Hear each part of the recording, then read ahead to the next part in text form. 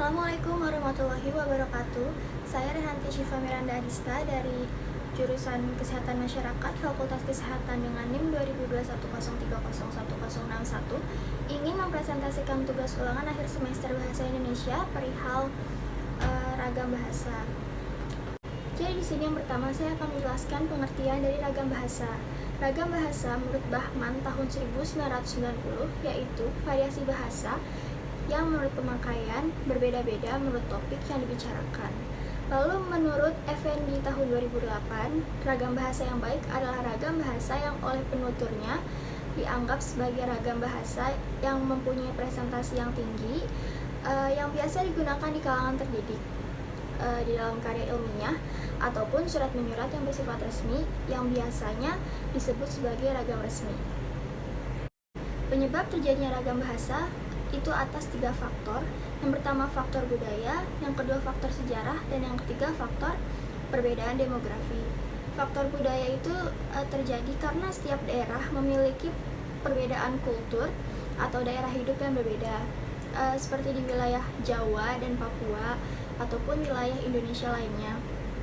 Lalu yang kedua itu ada faktor sejarah yang terjadi karena setiap daerah mempunyai kebiasaan adat istiadat dan bahasa nenek moyang sendiri-sendiri yang berbeda-beda, dan itu menjadi penyebab dari faktor sejarah terjadinya perbedaan ragam bahasa. Faktor perbedaan demografi yang terjadi karena setiap daerah memiliki dataran yang berbeda, seperti daerah pegunungan ataupun daerah pantai yang biasanya memiliki bahasa yang beda, kayak mereka mempunyai bahasa ciri khasnya mereka sendiri. Lalu jenis-jenis ragam bahasa. Jenis-jenis ragam bahasa itu yang pertama ada ragam bahasa menurut media atau sarana yang dibagi menjadi 2, yaitu ragam bahasa lisan dan ragam bahasa tulisan.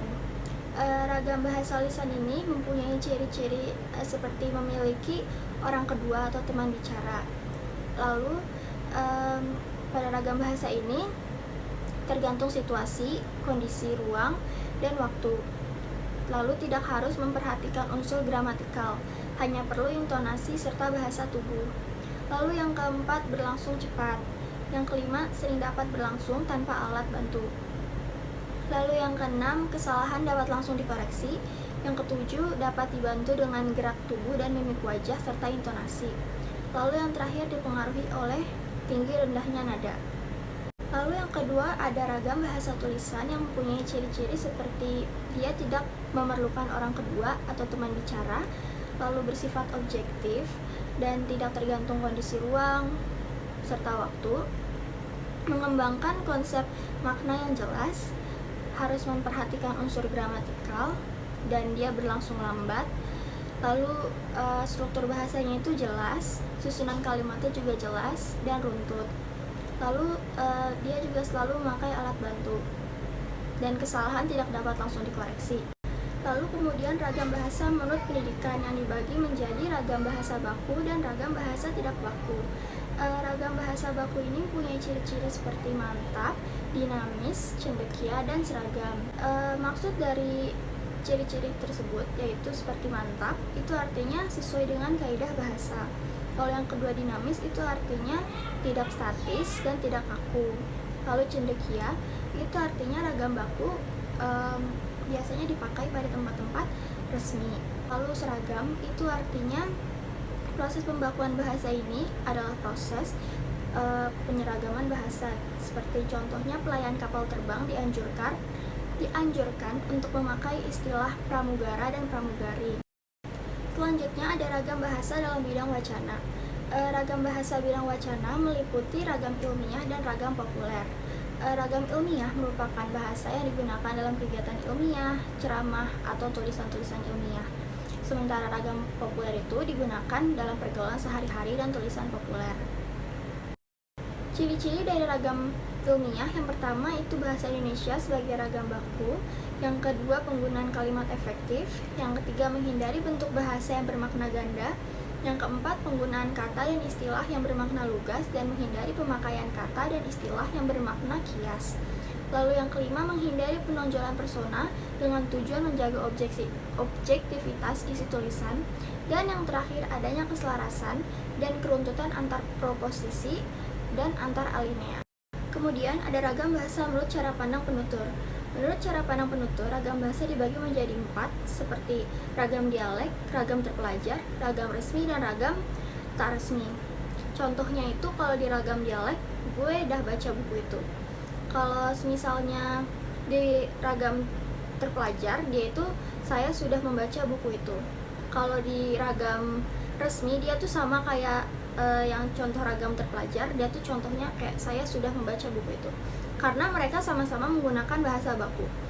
Lalu selanjutnya ada ragam tak resmi, itu contohnya saya sudah baca buku itu. Kemudian jika ditelusuri lebih jauh, ragam berdasarkan cara pandang penutur dapat diperinci lagi berdasarkan ciri kedaerahan, pendidikan, sikap penutur. Sehingga di samping ragam yang telah saya sebutkan tadi, ada pula ragam yang menurut daerah, dan ragam menurut pendidikan, dan ragam menurut sikap penutur. Dan yang terakhir ada ragam bahasa menurut situasi pemakainya, yang dibagi menjadi ragam bahasa resmi dan tidak resmi.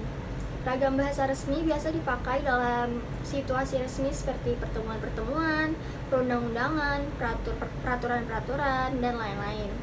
Ciri-ciri dari ragam bahasa resmi yaitu menggunakan unsur gramatikal dan secara eksplisit dan konsisten. Kemudian dia menggunakan imbuhan secara lengkap. Kemudian dia menggunakan kata ganti resmi. Kemudian dia menggunakan EYD. Dan terakhir dia menghindari unsur kedaerahan.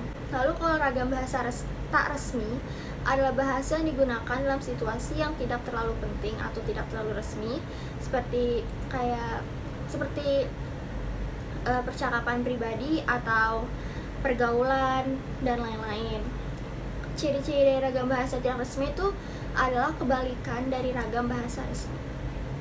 Kesimpulannya adalah ragam bahasa itu merupakan variasi bahasa menurut pemakaian yang berbeda-beda menurut topik yang dibicarakan, menurut hubungan pembicara, kawan bicara, orang dibicarakan, serta menurut medium pembicara. Ragam bahasa ini timbul karena latar belakang budaya, sejarah, letak geografis. Akibatnya muncul beberapa variasi bahasa Indonesia. Ragam bahasa ini memiliki berbagai macam jenis yang dibedakan berdasarkan 3 hal, yaitu cara berkomunikasi, cara penuturan, dan topik pembicaraan. Dilihat dari cara berkomunikasi, ragam bahasa dibedakan menjadi lisan dan tulisan.